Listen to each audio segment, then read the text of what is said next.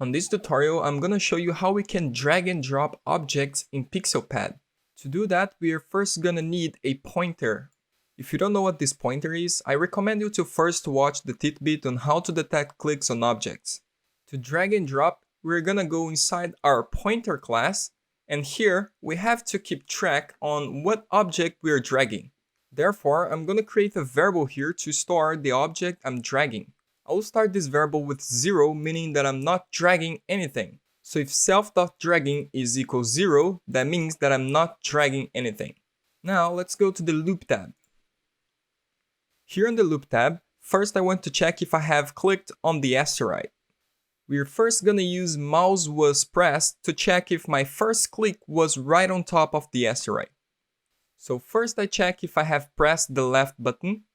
Then I check if my pointer is colliding with an asteroid. If my pointer has collided with any object from the class asteroid, that means any asteroid in my game, then I want to store which asteroid I have clicked on. We can simply store our asteroid that we have clicked on by repeating the getCollision function and storing it inside a variable. Now, if I have clicked with the left button and I'm colliding with an asteroid, I will get this asteroid and I'll store it inside my dragging variable. Now I have stored the object that I'm dragging. To drag an object, we have to keep holding the mouse button down. So now we're going to start another condition using mouse is pressed.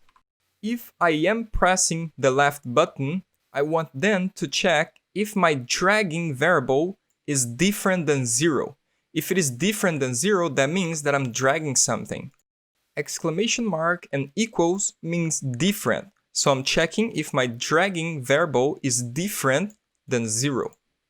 If I'm holding the left button and my dragging variable is different than 0, I want this dragging object to follow my mouse. So while I'm holding the left button, I will keep updating my object's position to always be in the same position as my pointer. Now, whenever I stop pressing the left button, I want to stop dragging. So if I'm pressing the left button and I'm dragging something, I will keep refreshing this object's position. However, if I'm not pressing the left button, that means that I have released it. So I will add this else function here for my if condition. And if I'm not pressing the left button anymore, I shouldn't be dragging anything. So I will reset my dragging function back to 0. And that's done. Now, as you can see, we can drag our object around.